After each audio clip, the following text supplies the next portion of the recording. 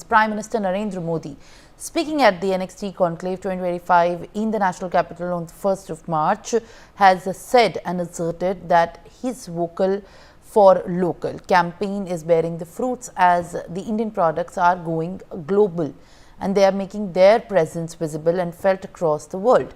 He further said that the world used to look at India as its back office for decades, but now the country is now emerging as the factory of the world. Now, India is not the workforce but a world force. Prime Minister Narendra Modi also said that the country is manufacturing semiconductors and aircraft carriers, and its superfoods like makhana and millets, Ayush products and yoga are being embraced across the world. Dr. Sharat Kohli, senior economist, joins me this morning. Sir, appreciate you joining me this morning and thank you very much for speaking with us. At this point of time, the paradigm shift over how the industries, the economies, and also at this very similar time, the businesses have outgrown their own capacity in a way that today not just the export or the kind of business trade deals are happening in India, but it is also emerging as a hub of manufacturing. As far as many different sectors are concerned, many different businesses are concerned, more manufacturing, including the resulting of the job creation, is taking place today, also generating the direct employment for the people centric in that region and specifically boosting the economy through various sources of, in fact, flow of liquidity. How do you view, the development as also being pointed out by and remarked by Prime Minister Narendra Modi in these previous years over the economic reforms into the business industries and big markets have resulted into? Good afternoon and good afternoon to the viewers of NewsX. Incidentally, I was there at the NXT Conclave yesterday and I was a witness to some of the discussions which happened, and we've come a long way from the time Make in India was launched about 8-9 years ago.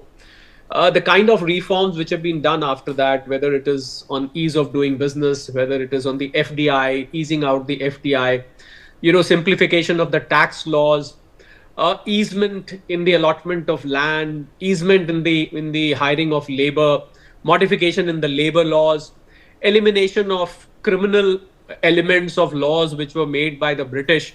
I remember Prime Minister was quoting about a law where 10 people could not dance from the British time. That was amended. So, the laws have been simplified, they have been reappealed, they have been shortened. We just saw a new Income Tax Act coming. We saw the criminal laws being, Bharatiya Nyaya Sanghita and all that. So these are all the steps which bring comfort to people who want to do business. So that, which is why manufacturing has picked up. There was a time we were not even manufacturing a nut bolt of defense. Even the nut bolts which go in making a gun, they were being imported. Today we are exporting defense to the tune of 25,000 crore rupees plus. We are making Tejas like aircrafts. We are today, exporting iPhones and mobile phones, which is a very complicated device. More than 1 lakh crores. The total export of mobile phones is touching quarter to 2 lakh crore if I include iPhones and the other phones. So I think there was a time when skill was a question mark on the Indian economic ecosystem. But now I think you cannot manufacture a mobile phone. It's an extremely complicated device. By the way, we use it all day, night. But not many people know that there's a lot which goes into making this device. We are today making semiconductors, which is not being done in most parts of the world. There are very, very few countries who are into semiconductor manufacturing because it is, again, another complicated thing. So the fact that we started exporting electronics, I think this was the forte of China for more than 3 decades, which is why a lot of factories and a lot of investments from China have started moving to India. We have the cost advantage, we have the climatic advantage, we have the language advantage, and all the plus points which China had today, which is why China recently had to lay down a red carpet for investors once again, because it found that a lot of factories are moving away from China to India, Vietnam, other places. So China gave a stimulus of $1.4 trillion. I have my doubts how much will that result in terms of bringing back the investors.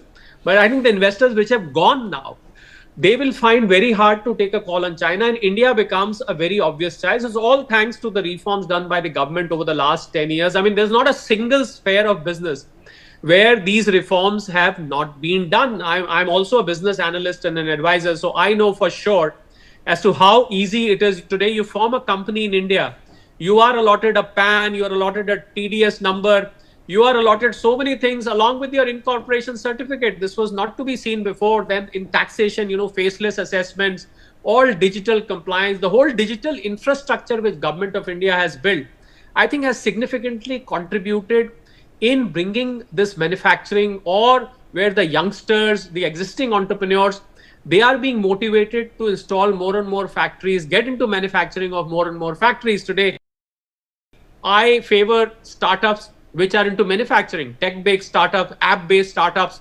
aggregator-based startups are aplenty. But now is the time for the young people in this country, for the youth of this country, to come forward and set up their small factories, even if it is in one small room.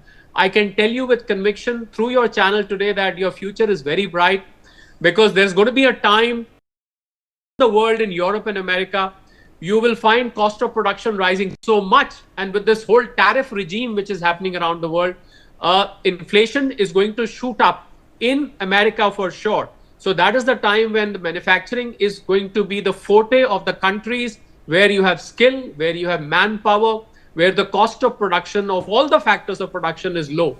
So I think India has got a tremendous opportunity. It is I really call for the youngsters to come and get into manufacturing. Your valuations may be slow.